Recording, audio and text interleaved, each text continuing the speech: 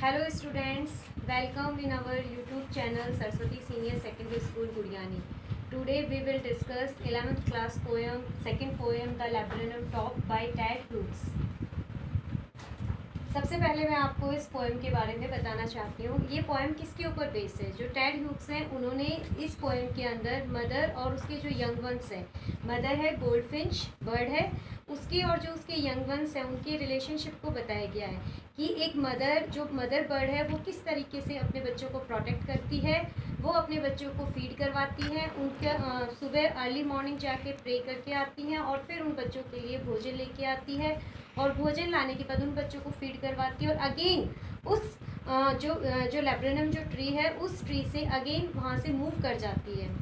तो हम इसके मीनिंग्स देखते हैं। Laburnum small tree with hanging branch of yellow flower and poisonous seed, यानी जो लैब्रेनम टॉप है, जो लैब्रेनम ट्री है, एक ऐसा ट्री है जो एक स्मॉल ट्री है और जिसकी ब्रांचेस क्या हैंगिंग ब्रांचेस है, जिसकी ब्रांचेस जो है वो लटकती हुई ब्रांचेस है, जिसमें येलो फ्लावर है और जो पॉइजनस सीड्स है, यानी जो जहरीला जो प्लांट है, ये जहरीला प्लांट है। इसी की वजह से जो बर्ड है गोल्डफिंच है वो अपने बच्चों को यहाँ पे प्रोटेक्ट करती है, क्योंकि ये बर्ड साइलेंट रहती है। जो प्लांट है, जो ये लैब्रेनम जो ट्री है, ये साइलेंट रहता है, यहाँ पे कोई भी जल्दी से आता नहीं है। सेकंड है हमारा गोल्डफिंच। गोल्डफिंच क्या है? Small singing bird with yellow colour, एक स्मॉल बर्ड है जो सिंगिंग बर्ड है और जिसके येलो फीदर है, जो येलो कलर की जो बर्ड है, जो हमारी गोल्डफिंच है।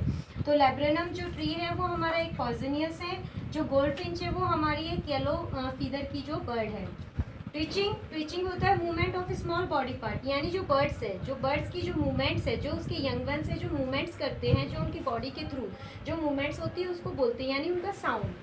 Chirp sound made by birds, जो बर्ड्स के द्वारा जो साउंड किया जाता है। स्टार्टलमेंट अमेजमेंट, यानी हैरान हो जाना। स्लिक स्मूथ बिल्कुल silky. Stocks fuel to the engine, जो इंजन को फ्यूल प्रोवाइड किया जाता है। फ्लड्स मूविंग ब्रिस्कली, धीरे से आना। और इरे यानी स्ट्रेंज अजीब। अब हम इस पोएम को समराइज करते हैं। The laburnum top is silent, quite still.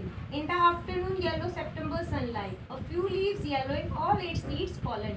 यानी एक क्या है? एक लैब्रेनम ट्री है, एक ट्री है लैब्रेनम ट्री। उस ट्री का जो टॉप सिरा है, जो उसका ऊपरी हिस्सा है, उसके ऊपर क्या है? वो बिल्कुल साइलेंट है। वो जो ट्री है वो बिल्कुल साइलेंट हो चुका है, क्वाइट स्टिल, उसके ऊपर कोई भी मूवमेंट नहीं हो रही, बिल्कुल साइलेंट है वो। इन द आफ्टरनून, और कैसा सीजन है? ऑटम का सीजन है, यानी जो पतझड़ का मौसम है। और सितंबर है, मंथ कौन सा है? सितंबर। सनलाइट जो हमारी सन की रेज है वो उस ट्री के ऊपर पड़ रही है, जिसकी वजह से वो ट्री क्या है? बिल्कुल येलोइश शाइनिंग कलर लिए हुए है। ए फ्यू लीव्स येलोइंग, और जो पतझड़ का मौसम है तो जो उस लैब्रेनम जो ट्री है उसकी जो लीव्स है वो भी कुछ लीव्स येलो हो चुकी है। एंड ऑल सीड्स फॉलन, और जो उसकी सीड्स हैं, जो फ्रूट्स हैं छोटे छोटे उस पर जो लगते हैं वो भी सारे गिर चुके हैं, यानी कुछ लीव्स भी गिर चुकी हैं और जो सीड्स हैं, जो उसके ऊपर फ्लावर्स हैं वो भी गिर चुके हैं। यानी सीज़न कैसा है? सीज़न समर है, ऑटम का सीज़न है, गर्मी का टाइम है, सितंबर मंथ है, जिसमें एक जो लैब्रेनम टॉप है उसको बताया गया है। उसका जो टॉप हिस्सा है, जो लैब्रेनम ट्री है, उसका जो टॉप सिरा है वो बिल्कुल साइलेंट है। लेकिन ये साइलेंस कब तक रहती है? साइलेंस उसी टाइम तक रहती है टिल द गोल्डफिंच कम्स, जब तक गोल्डफिंच नहीं आ जाती। गोल्डफिंच एक बर्ड है, वो बर्ड तब तक नहीं आती जब तक ही उस ट्री के ऊपर साइलेंस रहता है। उस बर्ड के आने के बाद उसकी साइलेंस खत्म हो जाती है। With a twitching chirp, a suddenness startlement at a branch end, और फिर वो आती है बिल्कुल सडनली, एकदम अमेजिंग के साथ वो वहाँ पर आती है, ट्विचिंग, और अपना चिरप करती है। जो बर्ड गोल्डफिंच वहाँ पे आती है उस जो लैब्रेनम ट्री है उसके साइलेंस को खत्म करती है।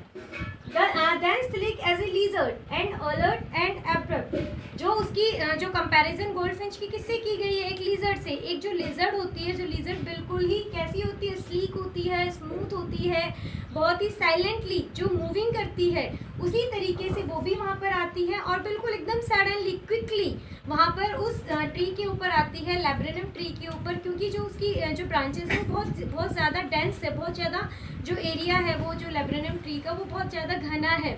तो उसके अंदर आकर के वो अपना नेस्ट जो उसका बना हुआ है, जहाँ पे उसके यंग वंस है, वहाँ पे वो एंटर करती है। She enters the thickness and machine starts up, वो उसके अंदर जो थिकनेस है, जो उस लैब्रेनम जो ट्री है उसकी थिकनेस है उसमें एंटर करती है, बहुत ही एज ए लिजर्ड से जो उसका कंपैरिजन किया गया, बहुत ही स्लिकली, बहुत ही स्मूथली और बहुत ही साइलेंटली और बहुत ही quickly. And machine starts up, और मशीन किसको कहा गया है, मशीन इसको जो इसका मूवमेंट है, जो इसके वहाँ पे यंग बर्ड्स हैं वो मशीन स्टार्टअप और शोर मचना शुरू हो जाता है। जैसे कि एक इंजन होता है, उसके अंदर जब फ्यूल डलता है तो इंजन जो मशीन होती है वो कोई वर्क नहीं करती है विदाउट फ्यूल के। तो ऐसे ही जब गोल्डफिंच वहाँ पर आती है तो वो इंजन स्टार्ट हो जाता है, उसके बच्चों का जो नॉइज़ होता है of chittering and a tremor of wings and thrillings, the whole the tree trembles and thrills। यानी जैसे ही वो एंटर होती है तो चिटरिंग जो उसके बर्ड्स है, जो हमारा ये बर्ड्स की जो मूवमेंट होती है, बर्ड्स का साउंड होता है वो स्टार्ट हो जाता है। उसके जो विंग्स होते हैं, ट्रेमर ऑफ विंग्स, जो विंग्स होते हैं जो उसके यंग वंस के वो भी फटफड़ाते हैं, वो भी मूविंग करना शुरू कर देते हैं। And trillings, the whole tree trembles, और इन सब की मूवमेंट से जब उसके गोल्डफिंच और उसके जो बच्चे होते हैं वो मिलके एक शोर करते हैं, वो सिंगिंग होते हैं, वो सब सिंगिंग करते हैं, डांस करते हैं, वो बहुत ही इंजॉय हैप्पीनेस को क्रिएट करते हैं। तो उन सब की वजह से जो पूरा ट्री होता है वो ट्रैम्बल करता है, पूरा शेकिंग करता है, पूरा ट्री हिल जाता है। यानी जो ट्री अभी तक साइलेंट था उस ट्री के अंदर मूवमेंट आ जाती है। एंड थ्रिल्स, और सभी कुछ सारे जो वो यंग वंस होते हैं, जो गोल्डफिंच होता है, पूरा ट्री एक्साइटेड हो जाता है। It is the engine of her family. इसको गोल्डफिंच को इट किसके लिए आया यहाँ पे, गोल्डफिंच के लिए। ये उसकी फैमिली का इंजन था। इंजन किस लिए बताया गया इसको, ये उसकी फैमिली का शोर था। जिस तरह से एक मशीन होती है, मशीन का इंजन जब तक वर्क नहीं करता, अगर मशीन का इंजन ठीक नहीं है तो मशीन काम नहीं करेगी। इसी तरीके से उसकी जो फैमिली है, जब तक ये गोल्डफिंच नहीं आती है तब तक इसकी फैमिली का कोई मूवमेंट नहीं होगा। गोल्डफिंच के आने के बाद इसकी पूरी जो फैमिली है वो बहुत ही एक्साइटेड हो जाती है, बहुत ही हैप्पी हो जाती है।